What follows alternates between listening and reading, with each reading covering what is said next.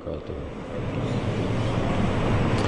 الحمدللہ وحدہ والصلاۃ والسلام علی من لا نبی بعدہ۔ معزز سامعین، قرآن مجید کی سورت نمبر 91 کی آیت نمبر 9 کے اندر پروردگار نے کامیاب آدمیوں کی نشانی بتائی ہے۔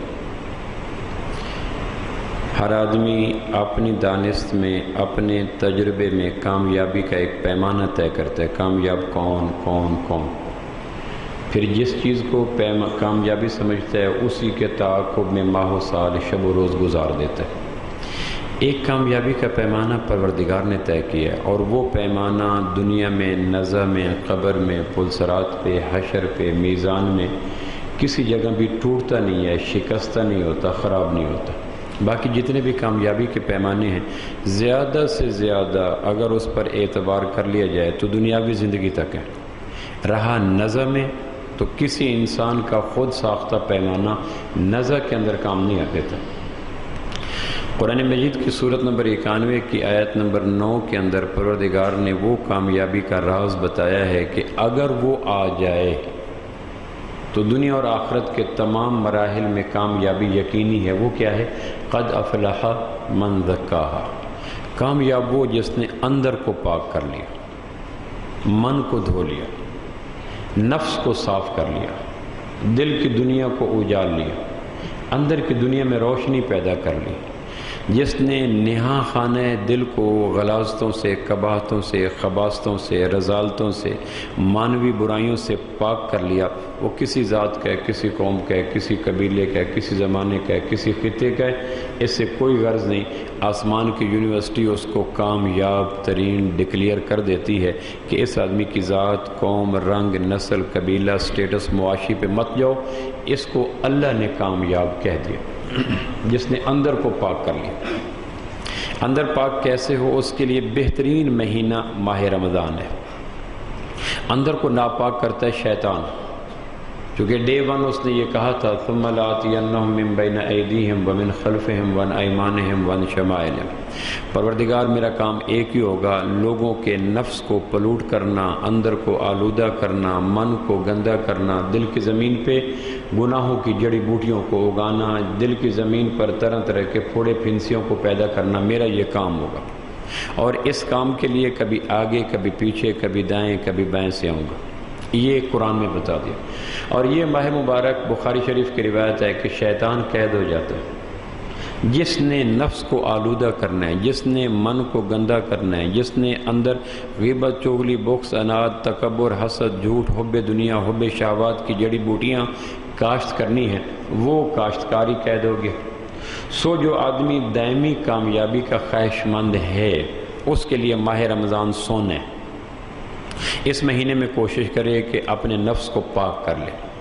سرکش شیاطین قید ہو جاتے ہیں، رحمت عام ہو جاتی ہے، نیکی کی طاقت بڑھ جاتی ہے، جنت کے دروازے کھل جاتے ہیں، جہنم کے دروازے بند ہو جاتے ہیں، خیر کی قوتیں غالب آ جاتی ہیں، از چہار جانب باد نسیم چل پڑتی ہے۔ اور اس کا عملی مظاہرہ، یہ تھیوریٹیکل نہیں ہے، پریکٹیکل بھی ہے۔ آپ نے یکم رمضان کی سحری کو مسجد کی آباد کاری سے اندازہ کر لیا ہوگا کہ وہ لوگ جو سال بھر بھول کے بھی پہلی صفوں کے مسجد کی آخری صف میں نہیں ہوتے، وہ اذان سے پہلے آ کے مسجد کا انتظار کر رہے تھے۔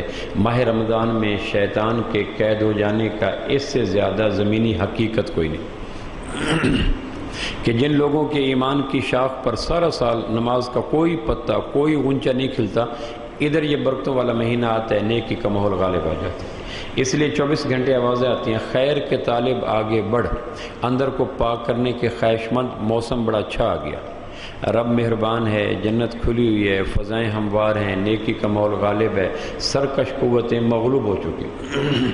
اور کبھی کبھی آپ نے دیکھا ہوگا کہ اس مہینے میں بھی لوگ گناہ کر جاتے ہیں۔ وہ کیسے؟ شورکوٹ ریلوے اسٹیشن پہ میں کھڑا تھا تو ایک اکیلا ڈبہ، نہ انجن آگے نہ پیچھے، بھاگا آ رہا تھا۔ تو میں نے، وہ میرا کزن تھا، فوت ہو گیا، اس سے پوچھا، میں نے کہا یہ کیسے؟ اس نے کہا انجن نے اس کو ٹھوکر ماری ہوگی، اب وہ اس کی طاقت سے چلتا چلا آ رہا ہے. تو سال بھر شیطان کا انجن ٹھوکر مارتا ہے، تو اس مہینے میں کچھ خالی ڈبے چلتے رہتے ہیں. آپ نے دیکھا ہوگا خالی ڈبے بھی گناہ کی پٹڑی پہ بھاگم بھاگ جا رہے ہوتے ہیں. یہ وہ ہوتے ہیں جن کو زور سے شیطان کے انجن نے ہٹ کیا ہوتا ہے. لہٰذا اس مہینے میں انجن نہیں ہوتا، لیکن آخری دنوں میں اس زور سے ہٹ کر دیتا ہے کہ وہ گناہ کی پٹڑی پر اکیلے ڈبے چلتے چلے جا رہے ہوتے ہیں. اور لوگ کہتے ہیں کہ اس مہینے میں بھی لوگ گناہ کرتے ہیں. دراصل اس کے پیچھے شیطان کی قوت ہوتی ہے، لیکن وہ بھی 5ویں 6ٹھے 7ویں روزے پہ جا کر انجن اور وہ ڈبے روکے جاتے ہیں. اگر آدمی چاہے تو نیکی کی طرف بڑھ سکتے ہیں. 4 نیکیاں ایسی ہیں جو دل کو پاک کرتی ہیں، جو ماہ رمضان میں آتی ہیں. گزشتہ جمعہ میں نے عرض کی تھی، پہلی نیکی فرض روزہ ہے. کتب علیکم الصیام، لوگوں صائم بنو، روزہ رکھو. بخاری مسلم کی روایت ہے، بغیر کسی وجہ کے ایک آدمی نے ایک فرض روزہ چھوڑ دیا، زمانہ بھر روزے رکھتا رہے تو بھی اس کا برابر نہیں ہو سکتا. آپ اندازہ کریں، ماہ رمضان میں کوئی عورت ایام میں آ گئی، اب وہ روزے بھی نہیں رکھ سکتی، نماز بھی نہیں پڑھ سکتی، لیکن روزہ اس کو بعد میں رکھنا ہوگا. ایام کے دنوں میں چھوٹی گئی نمازیں وہ نہیں پڑھے گی، لیکن ایام کے دنوں میں چھوڑے گئے روزے وہ رکھے گی، اس لیے کہ پروردگار جانتا ہے کہ روزہ اس کے اندر کو پاک کرنے میں کی رول پلے کرتا ہے. اس لیے روزہ اس کو بعد کے دنوں میں جا کے کمپنسیٹ کرنا ہوگا، رکھنا ہوگا. چونکہ اللہ کی نظر میں وہ جو ایک اللہ نے نسخہ تجویز کیا ہے، لوگوں کے باطن کو سامنے رکھ کر 4 گنا نسخہ، کوئی کیپسول، کوئی سیرپ، کوئی ٹیبلٹ، کوئی انجیکشن، اس میں سب سے ٹاپ پہ جو ہے وہ اللہ کے لکھے ہوئے ماہ رمضان کے نسخے میں کتب علیکم الصیام، روزے رکھو، فرض روزے رکھو. روزے کو 6 چیزوں کا روزہ ضرور رکھیں. امام غزالی نے کہا ہے کہ روزے کی ایک صورت ہوتی ہے، ایک حقیقت ہوتی ہے. کسی بھی چیز کی صورت سے فائدہ نہیں ہوتا. آپ ایک فریج کی صورت لے لیں، کولنگ نہیں کرے گی. صورت کار کی تصویر لے لیں، انچ بھی سفر طے نہیں کرے گی. 5000 کے نوٹ کا فوٹو لے لیں، ایک ٹافی بھی نہیں آئے گی. تو جس طرح مادی چیزوں کی صورت سے فائدہ کوئی نہیں ہوتا، اسی طرح روحانی اعمال کی صورت سے فائدہ کوئی نہیں ہوتا. روزے کی صورت ہے اور ایک روزے کی حقیقت ہے، ایک روزے کی تصویر ہے، ایک روزے کی ریئلٹی ہے.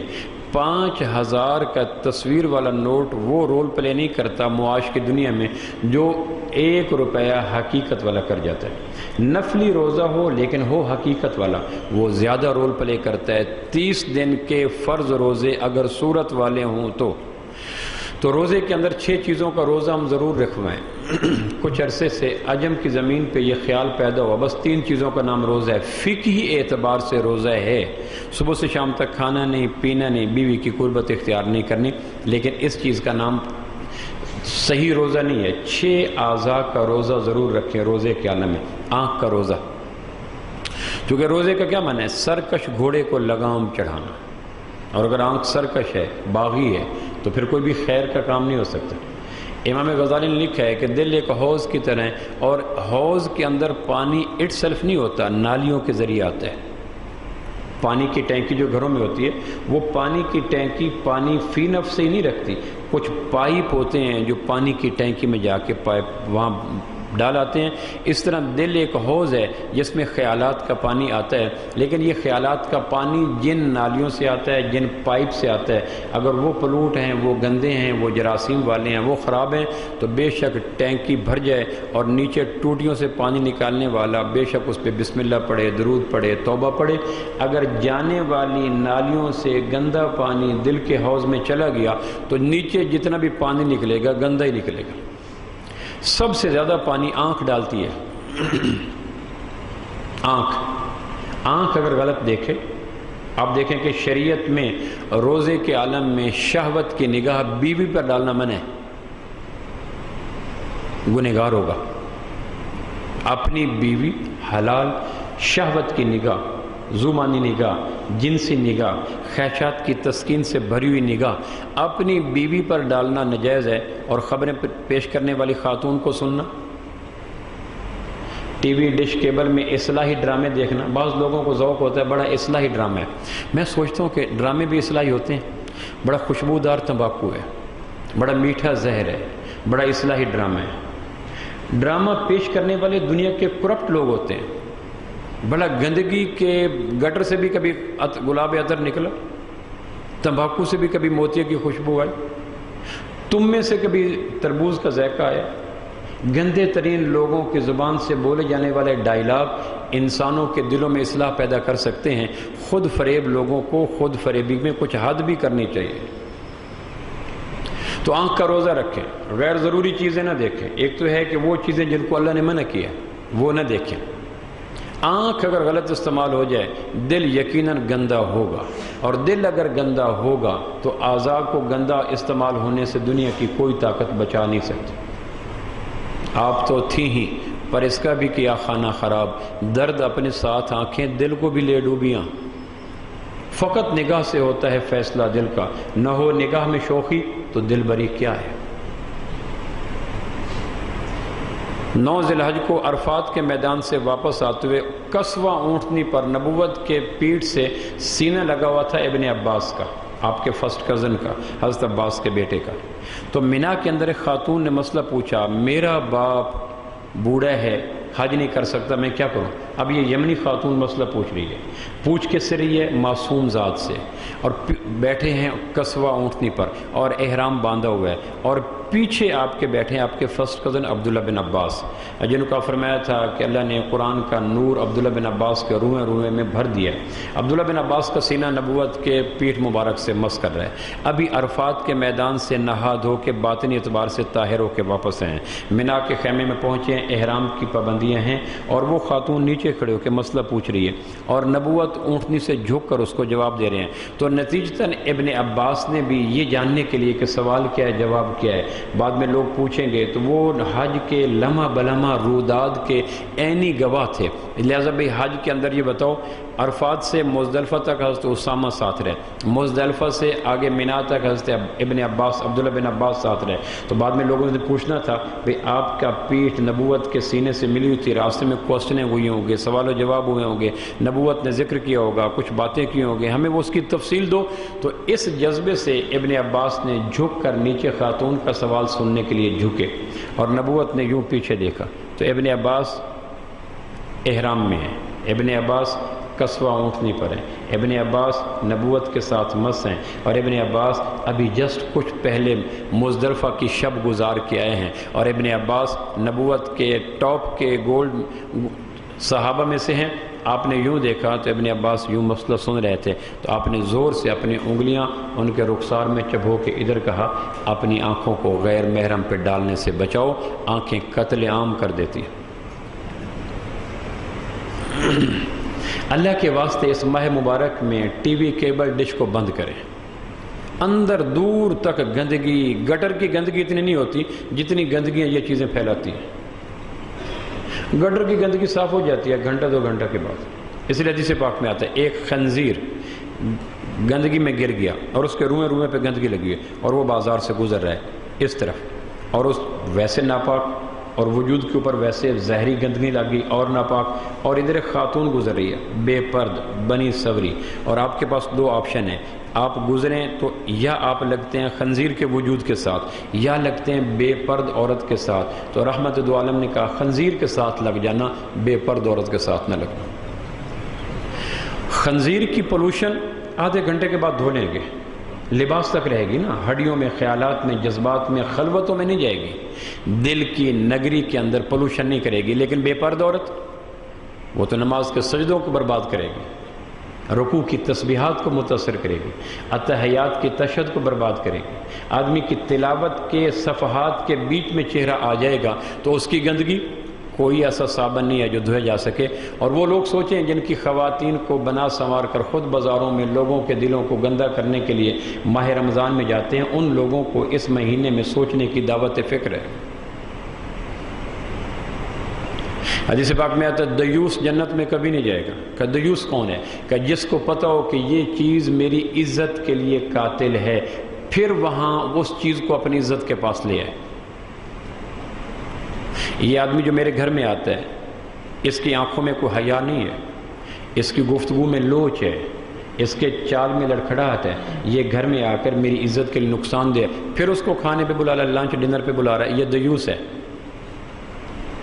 ایک آدمی کو پتہ ہے کہ بازار قصابوں سے بھرا ہوا ہے، ہر آدمی گزرنے والی عورت کے ایک ایک عضو کو آنکھوں کے ترازو میں تولتا ہے اور بیسیوں تخیلات پاس کرتا ہے، بیسیوں سینٹنس پاس کرتا ہے۔ جب ایک بے پرد عورت گزرتی ہے تو آگے قصاب، انسانوں کے روپ میں حیوان، غلاف بشر میں خلاف بشر، وہ تو اس کے روئیں روئیں کو تیز دھار آنکھوں سے ٹٹول لیتے ہیں۔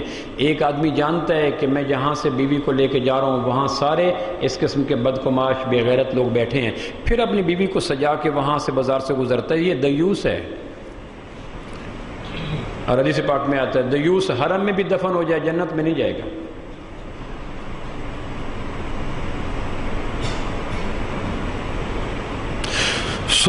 ماہ رمضان میں اپنی آنکھوں کی حفاظت کریں، آنکھوں کی حفاظت کریں۔ آنکھیں اگر آلودہ ہوگی تو روزے کا ایسی کام نہیں کرے گا۔ آنکھوں کو روزہ رکھوائیں، میں بھی آپ بھی۔ زبان کو روزہ رکھوائیں، زبان کے غلط بول روزے کو پھاڑ دیتے ہیں۔ آپ فرمائیں روزہ ڈھال ہے، ڈھال کہتے ہیں لوہے کے لباس کو، عرب ڈھال پہنتے تھے جنگ کے اندر، تو پھر تیر، تلوار، نیزہ، کوئی بھی چیز اس آدمی کے گوشت تک اثر نہیں کرتی تھی۔ آپ فرمائیں روزہ ڈھال ہے، آدمی کی روح تک کوئی چیز باہر کی اثر نہیں کرتی۔ ہاں آدمی پھاڑ ڈالے تو کوئی اس کا اپنا قصور ہے، ایک آدمی اپنی زرہ کو پھاڑ ڈالے تو پھر تیر بھی جائے گا، تلوار بھی جائے گا، نیزہ بھی جائے گا۔ اور روزے کو پھاڑتا ہے غیبت، ڈھال کو پھاڑ دیتی ہے۔ اللہ کی شان کے روزے کے عالم میں زمزم نہیں پیتا، روزے کے عالم میں شہد کا قطرہ نہیں لیتا، روزے کے عالم میں عجوہ کھجور نہیں کھاتا، روزے کے عالم میں دوسرے کا گوشت کھا لیتا ہے۔ اس کو کہتے ہیں کلابی تقوی۔ کلابی تقوی کیا ہے؟ کلب کہتے ہیں کتے کو، عربی میں کتے کو۔ کتے کا کیا مزاج ہوتا ہے؟ پیشاب کرنے کے لیے جائے گا تو ٹانگ اٹھا لے گا تاکہ چھینٹ نہ پڑے، ایک طرف اس کی احتیاط کا یہ عالم ہوتا ہے، اور فارغ ہو کہ کسی مردار کو کھانا شروع کر دے گا۔ لوگ کہیں گے یہ تقوی کا کیا عالم ہے؟ ابھی ایک سیکنڈ پہلے اس نے ٹانگ اٹھا کے پیشاب کی تاکہ چھینٹ پڑ گئی تو میرا وجود ناپاک ہو جائے گا، ایک طرف تقوی کا یہ عالم، اور فارغ ہوتے ہی کسی مرے ہوئے گدھے کو، کتے کو کھانا شروع کر دیا، اس کو کہتے ہیں کلابی تقوی۔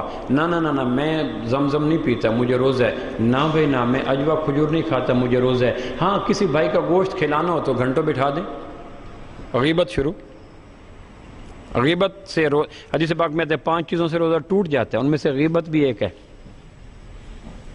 اور میں نے بارہا آپ سے عرض کیا غیبت 4 چیزوں کا نام ہے، پھر میں عرض کر دیتا ہوں۔ ماہ رمضان میں تقوی کہتے ہیں گناہوں کو چھوڑنا۔ نیکی کرنا اتنا مشکل نہیں ہے، گناہوں کو چھوڑنا مشکل ہے۔ سبحان اللہ کہنا، درود کی تسبیح پڑھنا، استغفار کی تسبیح پڑھنا، یہ کوئی مشکل نہیں ہے، غیبت چھوڑنا یہ مشکل ہے۔ فرنٹ سیٹ پہ سونے سے ڈرائیوروں کو نیند آتی ہے نا، پھر ڈرائیوروں کی برکتیں 72 سواریوں تک جاتی ہیں، کیوں جی؟ اور پھر ان کی چیخ پکار قابل دید ہوتی ہے، اس لیے لکھا ہوتا ہے فرنٹ سیٹ پہ سونا، بولو جی کیوں منع ہوتا ہے؟ کہ وہ ایک میسج جاتا ہے ڈرائیور کی آنکھ میں گرد و پیش سے نا، تو تہجد گزار لوگ رات کے پچھلے پیر جاگے ہوئے، فطری بات ہے۔ تو میں یہ عرض کر رہا تھا کہ غیبت روزے کو توڑ دیتی ہے، ایک حدیث میں آتا ہے بس 40 کبیرہ گناہ صرف زبان سے نکلتے ہیں، اس لیے حدیث پاک میں جو خاموش رہا نجات پا گیا۔ حدیث پاک میں آتا ہے روزانہ 360 جسم کے اعضاء زبان سے کہتے ہیں اتق اللہ فینا، اللہ کے واسطے سنبھل کے رہنا، تو بچی ہم بچیں گے، تو گری ہم پکڑے جائیں گے۔ حدیث پاک میں آتا ہے میں نے خواب میں دیکھا ایک آدمی جنت کی دہلیز پہ قدم رکھ دیا اور اگلا قدم جنت کے اندر ہونے تھا، تو اچانک اس کو پکڑا فرشتوں نے اور گھسیٹ اور جہنم میں جا کے پھینک دیا۔ میں نے کہا 2-4 ہاتھ جب کہ لب بام رہ گیا، قسمت خدا کی دیکھیے ٹوٹی کہاں کمند، 2-4 ہاتھ جب کہ لب بام رہ گیا، جنت کی دہلیز پہ قدم رکھ چھوڑا اور پکڑا ہاتھ اور جہنم کی گہرائیوں میں ڈال دیا۔ میں نے کہا کیا ہوا؟ کہ زبان کے بول نے جنت کی دہلیز سے اٹھا کر جہنم کی گہرائیوں میں پھینک دیا۔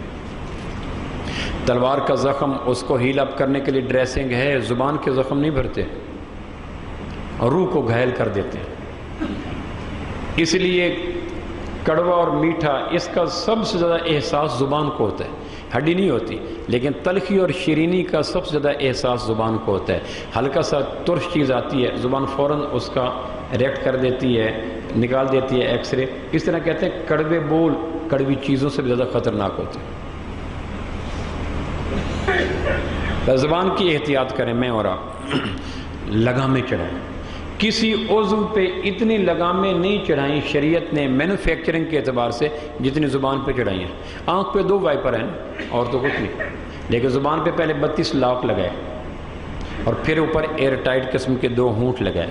جہاں جتنا سرکش جانور ہو اس کو لگامیں زیادہ چڑھائی جاتی ہیں. گھوڑے والوں سے پوچھیں، عام گھوڑا تو 1 لگام کافی ہے، تھوڑا سرکش ہو تو اگلے پاؤں میں بھی رسے ڈال دیتے ہیں، زیادہ سرکش ہو تو پچھلے پاؤں میں بھی رسے ڈالے ہوتے ہیں. وہ کہتے ہیں یہ بڑا سرکش باغی گھوڑا ہے، اس لیے اس کی چاروں ٹانگوں کو بھی قابو کرنا پڑا، لوہے کا لگام ڈالنی پڑی. تو قدرت کے نزدیک جسم انسانی میں سب سے سرکش عضو زبان ہے، اور زبان میں سب سے کڑوی چیز غیبت نکلتی ہے. غیبت کس کو کہتے ہیں؟ 4 چیزوں کو. اللہ کے واسطے ایک روزہ تو ہم غیبت کے بغیر کرنے کی کوشش کریں، میں بھی آپ بھی. دیکھو نا، بھوک میں کھانا ضروریات میں ہے، غیبت ضروریات میں تو نہیں ہے نا، فضولیات میں ہے نا، تعیشات میں بھی ہے نا. غیبت اگر نہ کی جائے تو مسئلہ تو کوئی نہیں، لیکن کھانا نہ کھایا جائے تو سارا انٹرنل سسٹم بیکار ہوتا ہے، اندر تک اس کی باز گشت جاتی ہے. لیکن غیبت نہ کی جائے تو کوئی قیامت تو نہیں آتی. ایک ایکسٹرا ذوق کیا ہے نا جو پالا ہے، پیسے دے کر جہنم دی. 4 چیزوں کا نام غیبت ہے. جس کی برائی بیان کر رہے ہیں وہ نہ ہو، جو برائی بیان کر رہے ہیں وہ ہو، برائی بیان کرنے والے کا مقصد رسوائی ہو، اور خواہش یہ ہو کہ میری اس برائی کا برائی ہونے والے کو پتہ نہ چلے. یہ 4 چیزیں مل جائیں، غیبت کا لیکوڈ تیار ہو جاتا ہے. چاہے جو کچھ بھی کریں، میرا مقصد یہ نہیں تھا، میرا مقصد یوں نہیں تھا، میرا مقصد یوں نہیں تھا. شریعت میرے مقصد کا نام نہیں ہے، اپنے وہ معیار رکھتی ہے. جس کی برائی بیان کر رہے ہیں وہ نہ ہو، جو اس کی طرف برائی بیان کر رہے ہیں وہ جھوٹا ہے، وہ شیخی باز ہے، وہ فلاں ہے، وہ ہو. اور تیسرا، خواہشی ہو کہ اس کو رسوا کیا جائے، اصلاح نہ ہو. اور چوتھا، اگر وہ ان دا مین وائل جب گفتگو کر رہے ہیں اور اس کے حصے بکھرے ادھیڑے جا رہے ہیں اور اس کو چیرا پھڑا جا رہا ہے، اس کو آپریٹ کیا جا رہا ہے، اس کی شخصیت کو پاش کیا جا رہا ہے، ان دا مین وائل وہ آ گیا تو فوراً موضوع بدل لیا. یہ 4 چیزیں مل جائیں تو یہ حرم میں کی جائیں، مطاف میں کی جائیں، صحن حرم میں کی جائیں، بیت اللہ کے اندر کی جائیں، غیبت بن جائے گی. سو غیبت سے بچا جائے. غیبت کافر کی بھی ناجائز ہے، مومن تو مومن رہے. میں نے ایک دفعہ لیکچر دیا کلاس میں، میں نے کہا غیبت یہ تو میں نے کہا 2 موقعوں پہ غیبت جائز ہے. تو طلبہ نے کہا شکر ہے. میں نے کہا کیا ہوا؟ کہنے لگے اپنے ذوق کی تسکین کی کوئی راہ تو نکلی نا. شکر ہے، ایسا ٹھنڈا سانس جیسے وہ نیاگرا فال کی ٹھنڈی ہوا نہیں آتی. شکر ہے. میں نے کہا اچھا بھی صبر کرو. تو زبان کو لگام چڑھائیں، آنکھ کو لگام چڑھائیں، کان کو لگام چڑھائیں. میں نے غلط نہیں سننا. اچھے بھلے آدمی میں محبت ہوتی ہے، کانوں کے اندر سے کچھ باتیں جاتی ہیں، نظام سارا بگڑ جاتا ہے، لہجہ سخت ہو جاتا ہے، ڈیلنگ خراب ہو جاتی ہے، گیو اینڈ ٹیک کا نظام بدل جاتا ہے. کیا وجہ؟ کان کے اندر سے اس کی کچھ خامیاں گئی تھیں اور وہ ختم ہو گئی. دماغ کو کنٹرول کریں. خیالات کا آنا کوئی بری بات نہیں، خیالات کا لانا، اس کو ترتیب دینا، اس کو منضبط کرنا اور اس کو پریزنٹیشن دینا، اس کو سجانا، یہ بری بات ہے. ایک خیال جو آیا ہے تو اس کو پالش کرتے گئے، اس کو بیوٹیفائی کرتے گئے، اس کو سنوارتے گئے، اس کی تراش خراش کرتے گئے، یہ گناہ ہے. اگر کوئی زنا کا خیال آ رہا ہے تو تھوڑی دیر کے لیے ایک آگے بند باندھیں، جہنم. اگر کسی مسلمان کی برائی کا خیال آ رہا ہے تو تھوڑی دیر کے لیے بند باندھے، اس نے کلمہ پڑھا ہوا ہے، قرآن کو اپنی کتاب مانتا ہے، انجیل کو نہیں مانتا، امام کائنات کو آخری رسول مانتا ہے، قادیانی کو نہیں مانتا، بیت اللہ کو اپنا عبادت گاہ مانتا ہے، گرجا گھر کو نہیں مانتا. اتنی خوبیاں بھی تو ہیں نا، تو آگے خامیوں کے آگے کوئی 1-2 خوبیوں کا بند لگانے کی کوشش کریں.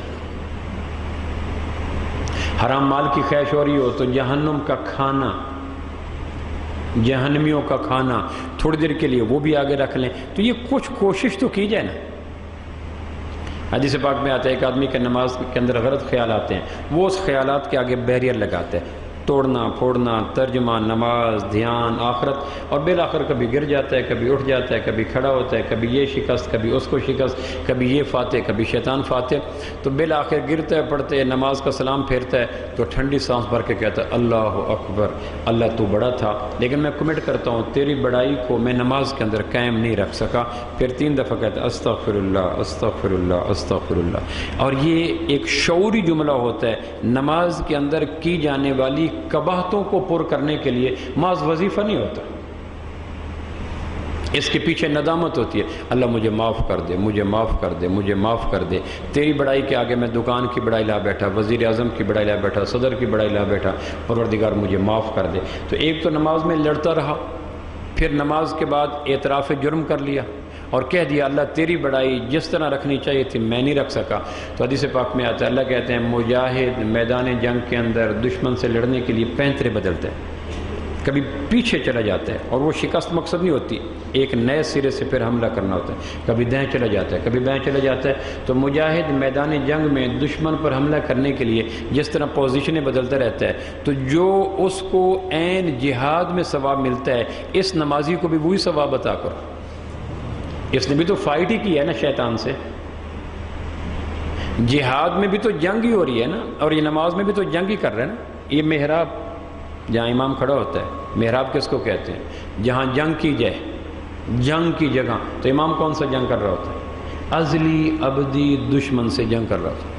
اللہ کہتا ہے دیکھو میرے دشمن کو شکست دینے کے لیے کبھی ترجمے پہ غور کرتا ہے، کبھی فضائل پہ غور کرتا ہے، کبھی جنت پہ غور کرتا ہے، کبھی قبر پہ غور کرتا ہے، بیچارہ بیساکھیاں قائم کرتا ہے، بیریئر لگاتا ہے، لیکن پھر بھی کبھی گر جاتا ہے، کبھی کھڑا ہو جاتا ہے۔ فرشتوں کوشش تو کی، فتح و شکست نصیبوں سے ہے ولی امیر، مقابلہ تو دل ناتواں نے خوب کیا۔ تو دماغ کے تانے بانے کے اگر کچھ اور چیزیں بھی رکھی جائیں، خیالات ہی ہوتے ہیں نا، تو آگے خیال کھڑا کر دیں۔ اگر شہوت کا خیال ہے تو عذاب کا خیال ہے، حرام کا خیال ہے تو دوزخ کے کھانے کا خیال ہے، دنیا کی لذتوں کا خیال ہے تو جنت کی نعمتوں کا خیال ہے۔ خیال آگے ٹکرائیں گے تو صحیح نا۔ ایک تو میں اور آپ روزہ رکھیں اگر دل کو پاک کرنا ہے، یوم لا ینفع مال ولا بنون الا من اتى اللہ بقلب سلیم، قیامت والدن نہ مال کام آئے گا نہ بیٹے، ہاں قلب سلیم کام آئے گا، سلامت دل کام آئے گا۔ سلامت دل بنانے کا بہترین موقع یہ دل ہے۔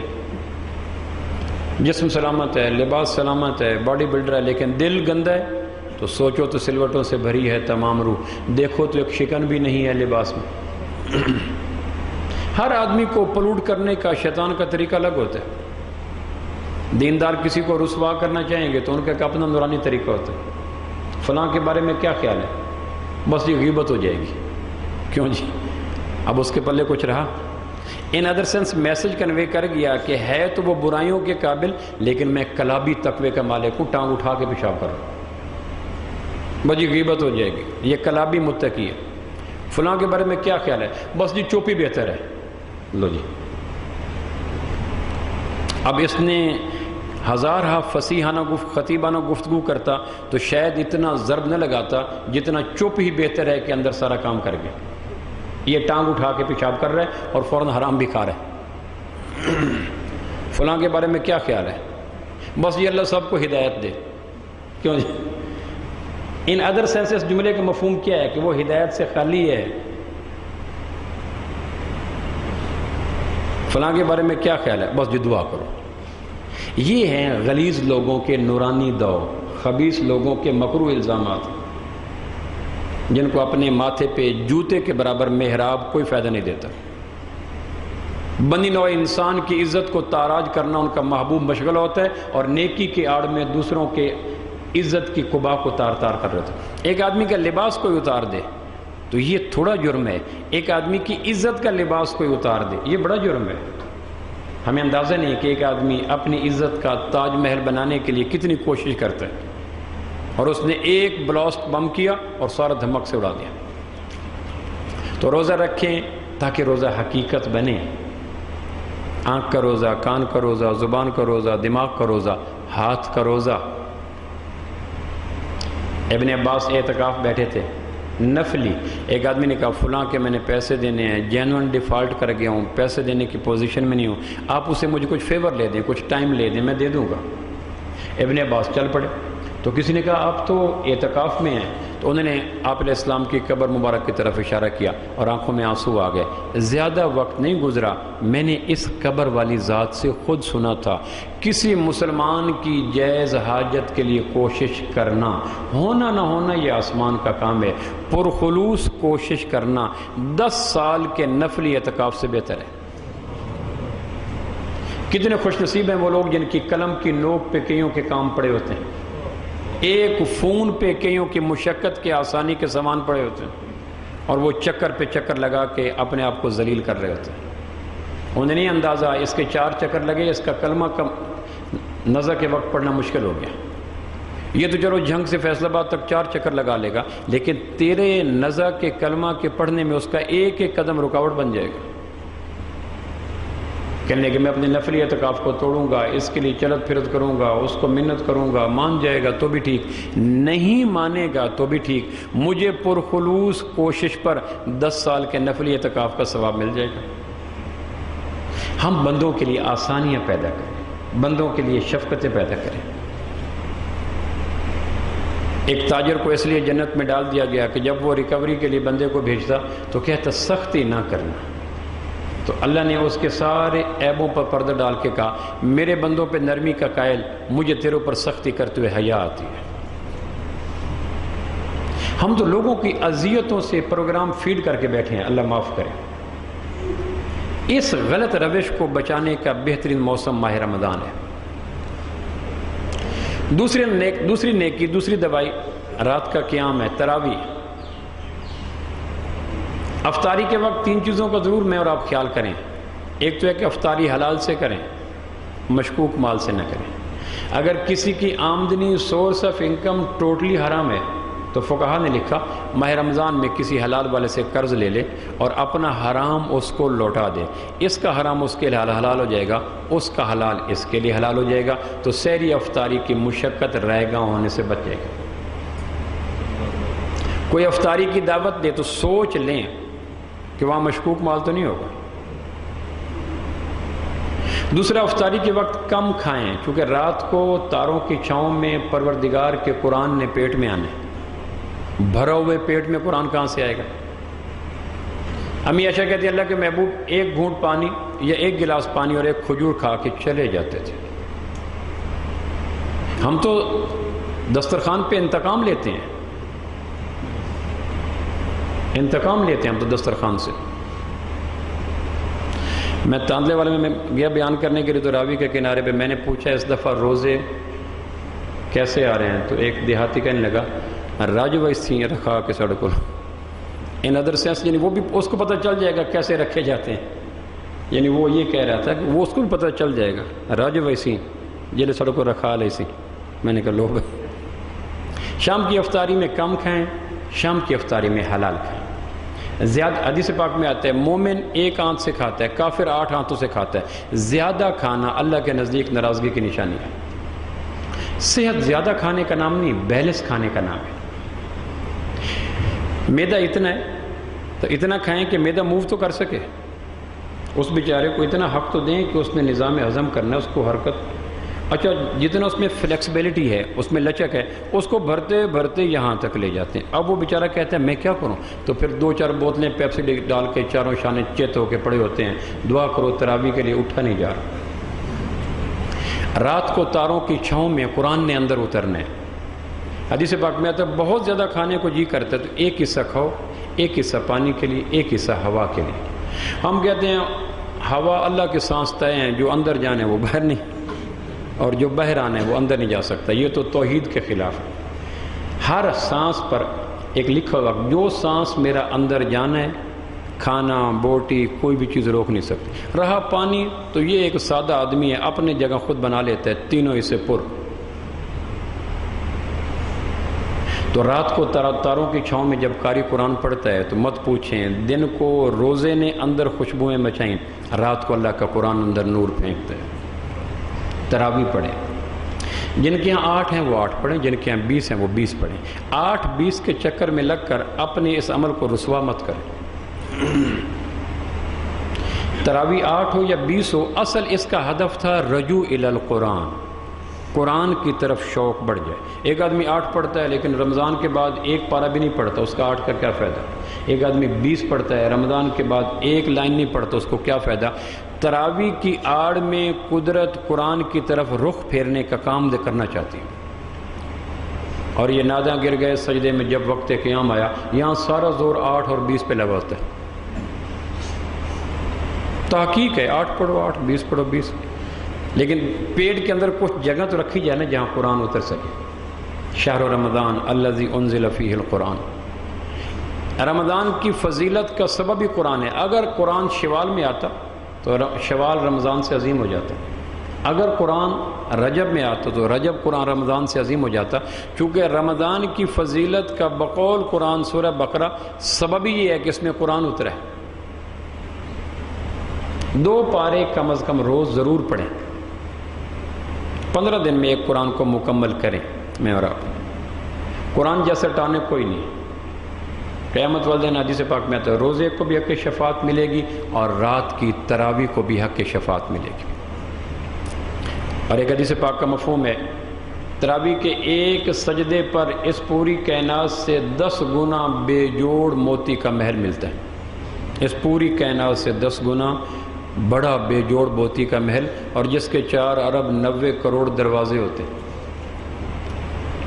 رات کو آپ قرآن مجید پڑھیں، سنیں، رمضان میں یا غیر رمضان میں کھڑے ہو کر ایک حرف پڑھنا 100 نیکی، رمضان میں 70 گنا بڑھ جاتی ہے تو 7000 نیکی، اور سورہ فاتحہ کے 123 کم و بیش حروف ہیں، تو رات کو امام کے پیچھے سورہ فاتحہ پڑھی تو کم و بیش 8 لاکھ نیکیاں تو صرف سورہ فاتحہ پہ لے گئے۔ اور قرآن مجید میں آتا ہے سجدہ کرو قرب لے جاؤ۔ ایک آدمی 8 تراویح کا قائل ہے 16 مقامات قرب لے لیتا ہے، ایک آدمی 20 تراویح کا قائل ہے 40 مقامات قرب لے لیتا ہے۔ تراویح کا ضرور اہتمام کریں۔ تہجد، چاشت، اشراق، اوابین سارا سال ملتے ہیں، تراویح نہیں ملتی۔ اور تیسرا نسخہ سنت اعتکاف ہے، سارا سال واجب مستحب سارے اعتکاف ہو سکتے ہیں، رہا سنت اعتکاف، یہ صرف پھول وہ ہے جو ماہ رمضان کی شاخ پہ کھلتے ہیں۔ آپ اندازہ کریں 2 ہجری کو ماہ رمضان ہے، اور آپ علیہ السلام کی حیات طیبہ میں کل 9 ماہ رمضان ہے۔ 8واں ماہ رمضان آپ نے اعتکاف نہیں کیا، باقی 9 میں سے 8 ماہ رمضان آپ نے اعتکاف کی، اور امت کو یہ بتلا رہا کہ تمہارا نبی جس کام کو عمر بھر نہیں چھوڑتا تم 70 سال میں ایک دفعہ بھی نہیں کر سکے۔ اور 8ویں رمضان کو نہیں کیا تو رمضان کے بعد جو مہینہ شوال کا ہے، شوال کی 20 سے 30 تاریخ تک آپ نے اعتکاف کر کے کہا لو بھائی ہم نے رمضان کے اعتکاف کی پورا کر دیا، اور آخری رمضان کو آپ 20 دن اعتکاف بیٹھے۔ معتکف اعتکاف میں ہوتا ہے، اور باہر کائنات میں جتنی نیکیاں ہو رہی ہوتی ہیں، جہاد ہو رہا ہے، جنازے ہو رہے ہیں، درس و تدریس ہو رہے ہیں، رفع عامہ کے کام ہو رہے ہیں، سب کا مقبول ثواب معتکف کو مل جاتا ہے، بے شک اگر باہر ہوتا تو ایک بھی نہ کرتا۔ اور اعتکاف کی فلسفی کیا ہے؟ ایک قبر نما کمرہ بنایا اور اس میں جا کے بیٹھ گئے، اور ماضی کے ماہ و سال کے دریچے کھول کر غور کریں میں نے کیا کیا، کل حساب تو ہونا ہے، چیک اینڈ بیلنس تو ہوگا، میری آڈیو ویڈیو وہاں محفوظ تو ہے، ایک ایک حرف ایک ایک حرکت محفوظ تو ہے، حاسبو قبل ان تحاسبو، محاسبہ کرو اس سے پہلے کہ بے رحم تمہارا محاسبہ کیا جائے۔ سارا سال 355 دن کے اندر اگر کچن کے تقاضے پورے نہیں ہوتے تو بلیو می 10 دن کے اندر بھی پورے نہیں ہوں گے۔ چھوٹی سی قبر بنا کے اس میں خلوت کے بیریا لمحوں میں بلوغت کے آنے کے بعد زندگی کو سوچیں، کتنی نمازیں رہ گئیں، کتنے لوگوں کے خلاف جھوٹی گواہی دی، کتنوں کی غیبت کی، کتنوں کے قتل کے حق میں گواہی دی، کتنوں کو کیا کیا، کتنوں کو کیا کیا، تو پھر ایک دبستان کھل جاتا ہے، ساری آڈیو ویڈیو کھل جاتی ہے، اور پھر ان کو دیکھتے دیکھتے اعتکاف کے لمحوں میں آنکھوں سے آنسو نکل آتے ہیں۔ پروردگار کہتے ہیں معاف کرو معاف کرو، اس نے آنسو نکال دیے، باقی 12 مہینے تو موقع ہی نہیں ملتا اپنے اوپر نظر ثانی کا۔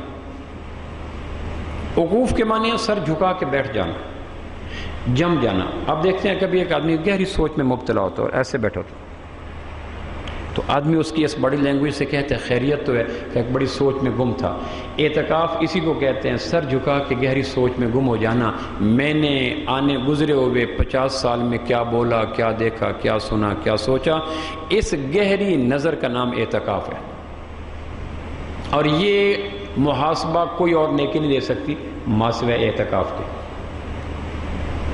اور اس کی اہمیت کا آپ اس سے اندازہ لگائیں کہ اللہ کے محبوب نے ہر سال اعتکاف کیا اور میں کسی سال بھی نہیں کرتا. تو میرا رمضان اللہ کے محبوب کے رمضان سے کتنا مختلف واقعہ ہوا ہے. کسی بڑی نیکی کو بنیاد بنا کر اعتکاف چھوڑنا یہ نبوت کے مزاج کے خلاف ہے. تمہارے سامنے وہ نیکی آ گئی ہے، نیکیاں لانے والے کے سامنے وہ نیکی نہیں تھی. جس کا ایک ایک لمحہ نیکی کے اندر گزر رہا تھا وہ تو اعتکاف بیٹھ گیا. تم کہتے ہو جس کی خیر ہے وہ بڑی نیکی متوجہ ہے، تو بڑی نیکی گویا معاذ اللہ نبوت کی نگاہ میں نہیں تھی، مجھ جیسے پارسا آدمی کو نظر آ گئی. ہر نیکی کا ایک اپنا فلیور ہے، ہر نیکی کا ایک اپنا وٹامن ہے، ہر نیکی روح کی بالیدگی میں اپنا ایک رول پلے کرتی ہے.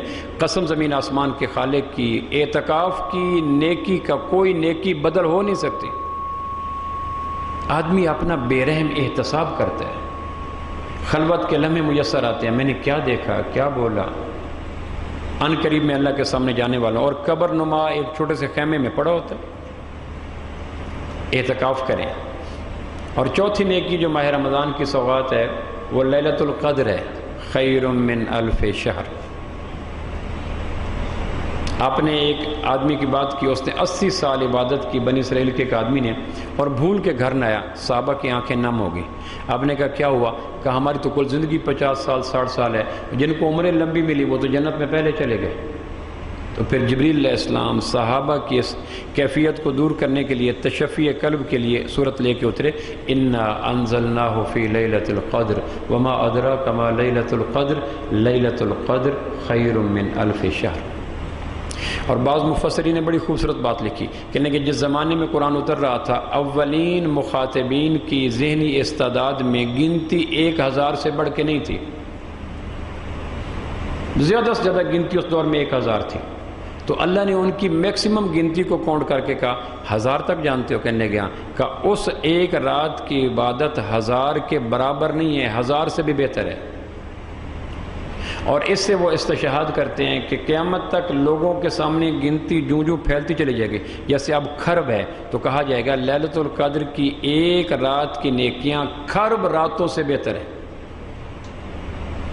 چونکہ یہ نہیں کہا 1000 کے برابر ہے، کہا 1000 سے بہتر ہے.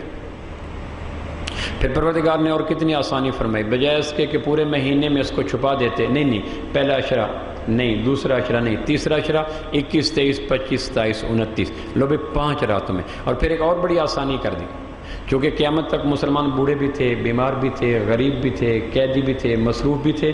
تو اگر پوری رات جاگنا ناگزیر ٹھہرتا تو بوڑھے لوگ رو پڑتے. پروردگار دین جوانوں کا تھا، پھر ہمیں بتایا کیوں. بستر مرض پہ لوگ کہتے پروردگار کاش میں صحت ہوتی رواں دواں تو میں بھی کھڑا ہو جاتا. جنہوں نے آنے والے دن میں زندگی کی رواں دواں منظروں کا ساتھ دینا تھا وہ کہتے ہم رات بھر اگر جگراتا کاٹیں تو کل تو پلکیں گر جائیں گی. تو اس کا پروردگار نے آسان یہ کیا، کیا کیا کہ جب لیل ہوتی ہے، جس رات لیلۃ القدر کی ساتوں نے اہل زمین کو اجالنا ہوتا ہے، تو وہ اجالنے والی ساتوں کا آغاز کب ہوتا ہے؟ جب لیل ہوتی ہے، لیلۃ القدر. اور لیل ہو جاتی ہے غروب آفتاب کے بعد. اگر 23 کو لیلۃ القدر آئی ہے تو لیلۃ القدر کی نوازنے والی منہ زور بارش مغرب کے بعد شروع ہو جائے گی. اور کب تک رہے گی؟ ہی حتی مطلع الفجر، جب تک کہ طلوع فجر نہیں ہوتی تب تک رہے گی. گویا بوڑھا بھی، مریض بھی، غریب بھی، مصروف بھی، فارغ بھی اگر آخری راتوں میں طاق راتوں میں 2 رکعت نفل بھی لیلۃ القدر کی نیت کر کے پڑھ لے، اللہ کی ذات سے امید نے یقین ہے کھرب راتوں کی بیریا عبادت سے زیادہ ثواب اس کو بھی مل جائے گا. لیکن 4 آدمیوں کو فائدہ نہیں ہوتا لیلۃ القدر میں بھی. مشرک کو ایڑی چوٹی کا زور لگا لے، نشئی کو ایڑی چوٹی کا زور لگا لے. لیلۃ القدر جب حرام خاص کے روح کے اوپر بارش برس رہی ہوتی ہے، رم جم ہو رہی ہوتی ہے، نشہ کسی نوع کا، نشئی کو فائدہ کوئی نہیں ہوتا، کینہ پرور کو فائدہ کوئی نہیں ہوتا، اور ماں باپ کے نافرمان کو فائدہ کوئی نہیں ہوتا، ان 4 گناہوں سے۔ اور پھر لیلۃ القدر کو آخری عشرے میں کیوں رکھا؟ تاکہ دل کو کچھ صاف کریں گے 20 روزے، کچھ صاف کریں گے رات کی تراویحاں، کچھ صاف کرے گا اعتکاف، اور جب دل کا حوض صاف ہو جائے گا تو دل کا آئینہ صاف ہو جائے گا، تو معرفت کا عکس آسانی سے دل کے آئینے پہ آ جائے گا۔ پہلے عشرے میں نہیں رکھا، آخری عشرے میں رکھا، اور 21 سے، اور پہلی لیلۃ القدر اس امت پہ 21 رمضان کو آئی تھی، چونکہ قرآن مجید کا آغاز 21 رمضان کو سوموار کی شب عشاء کے بعد غار حرا میں ہوا تھا، اور مفسرین کا اجماع ہے کہ اس رات لیلۃ القدر تھی۔ تو اس امت پہ پہلی لیلۃ القدر 21 رمضان کو آئی تھی، پھر بعد میں ویری کرتے رہے 21 23 25 27۔ تو بھائیو یہ اندر کا مہینہ ہے، باطن کا مہینہ ہے، نفس کا مہینہ ہے، خلوت کا مہینہ ہے، روح کا مہینہ ہے، من کو اجالنے کا مہینہ ہے، اور گناہوں کو دور کرنے کا مہینہ ہے۔ نیکی کے مہینے 11 مہینے رہتے ہیں، گناہوں کو دور کرنا اس مہینے میں۔ تو یہ 4 نیکیوں کی کوشش کریں، فرض روزہ، رات کی تراویح، نفل سنت اعتکاف، اور لیلۃ القدر کی تلاش۔ اور ایک چیز اور ضرور اضافہ کر لیں، اس مہینے میں جو لوگ کر چکے سو کر چکے، جو نہیں کر چکے ان سے آج دست بستہ استدعا ہے کہ جاتے ہی فحاشی کے آلات بند کر دیں، کیبل کے روپ میں ہوں، ڈش کے روپ میں ہوں، ٹی وی کے روپ میں ہوں، جس روپ میں بھی ہوں، فحاشی کے، غلاظتوں کے، کثافتوں کے، قباحتوں کے، خباثتوں کے آلات بند کر دیں، ورنہ ان 4 نیکیوں کا خاطر خواہ فائدہ کوئی نہیں ہوگا۔ اللہ عمل